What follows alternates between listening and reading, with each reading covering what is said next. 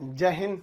बेहतर से बेहतर होने का तलाश करें, मिल जाए नदी तो समंदर की तलाश करें। टूट जाते हैं शीशे पत्थर की चोट से, पत्थर टूट जाए ऐसे शीशे तलाश करें।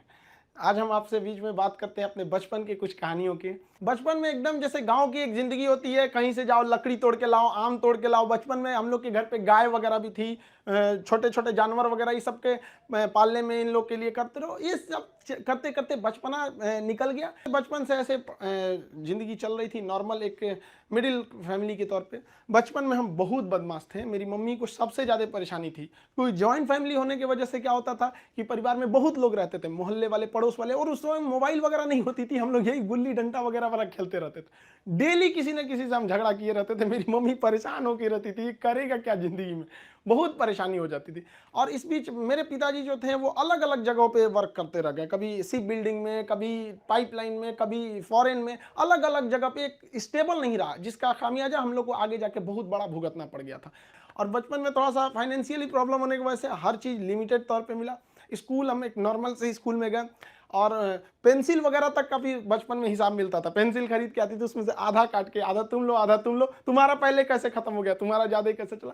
काफ़ी ये सब समस्याएं थी। घर के आगे एक कॉलेज था, उस कॉलेज में हम लोग जाते थे देखने के लिए, किसी का पेंसिल तो छूट नहीं गया, किसी का पेन, मतलब जो कुछ किसी किसी का रह जाता था छुट्टी के बाद तो लेके आते थे लोग। या फिर किसी का मतलब कोई किसी के पेज में, किताब में, कॉपी में कुछ कुछ पेज सादा बच जाता था, तो हम लोग उसको कलेक्ट करके ले आते थे और मम्मी को देते थे। मम्मी देखिए इसमें 2 पेज सादा है, इसमें 3 पेज है। उस सबको ले आके एक जगह बनाते थे, मम्मी उसको सुई धागा से सिल देती थी और उसको हम लोग एक कॉपी बना लेते थे। आज भी आदत उसी में है। ये आज महंगी कॉपियों पे तो हाथ ही नहीं चलता है, वहां पर उसी भी आदत लग गई है वहां। शुरुआत में हम जब 8 पास किए तो वहीं से हमको फौज में जाने का थोड़ा सा जुनून लगा कि हमको फौज में जाना चाहिए। तो हम 9th में जब पढ़े थे, सैनिक स्कूल का एंट्रेंस का एग्जाम दिए, उसमें मेरा सिलेक्शन ही नहीं हुआ। पता नहीं क्यों सैनिक स्कूल में नहीं हुआ। तो फिर हमने पॉलिटेक्निक का दिया।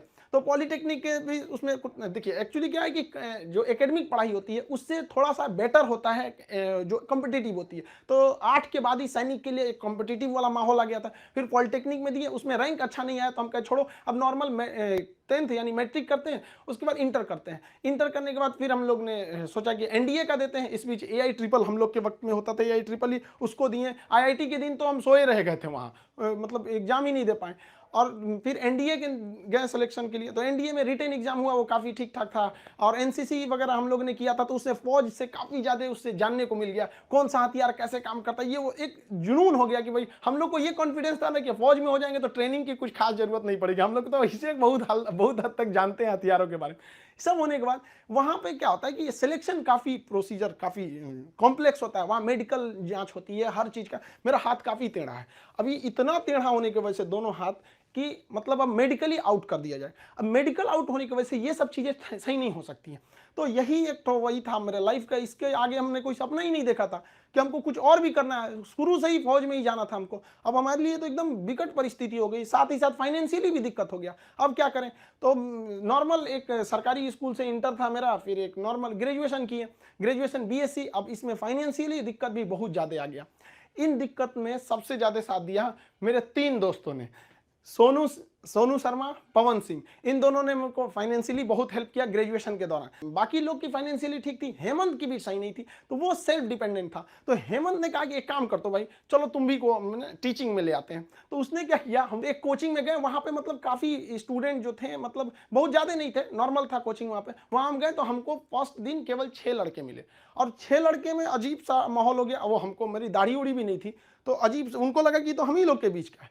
तो हम 6 बच्चे को पढ़ाएं, हमको भी खुद एम्बेरस फील हो रहा था कि ये लोग हमको उस तरह से देख क्यों नहीं रहे हैं।